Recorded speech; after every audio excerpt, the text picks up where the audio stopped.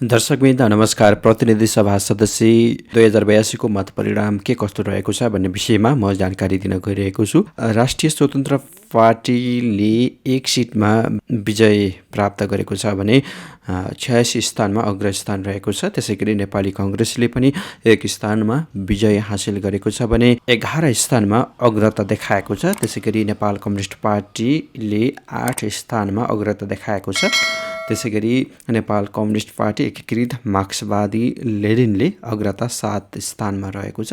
त्यसैगरी झापाको क्षेत्र नम्बर 5बाट बालेन्द्र शाह 6090 मत प्राप्त गर्नुभएको छ भने उहाँको निकटतम प्रतिद्वन्दी केपी शर्मा ओलीले 2087 मत प्राप्त गर्नुभएको छ। त्यसैगरी समीर तामाङले 139 मत प्राप्त गर्नुभएको छ।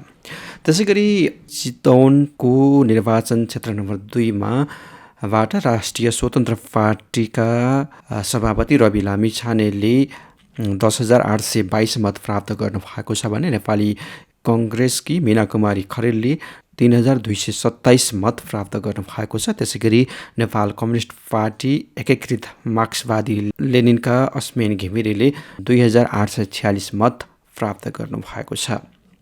त्यसैगरी निर्वाचन क्षेत्र नम्बर 1बाट रन्जु दर्शना विजयी हुनुभएको खबर हामीले भर्खरै पनि भनिसकेका छौँ। उहाँले 15,455 मत प्राप्त गरी विजयी हुनुभएको हो। उहाँका निकटतम प्रतिद्वन्दी नेपाली कांग्रेसका प्रबल थापा छेत्रीले 6,364 मत प्राप्त गर्नुभएको थियो। त्यसैगरी राष्ट्रिय प्रजातन्त्र पार्टीका रविन्द्र मिश्रले 3,902 मत प्राप्त गर्नुभएको थियो। त्यसैगरी नेपाल कम्युनिस्ट पार्टी एकीकृत समाजवादी लेनिनका मोहन राज रेग्मीले 1,618 मत प्राप्त गर्नुभएको छ।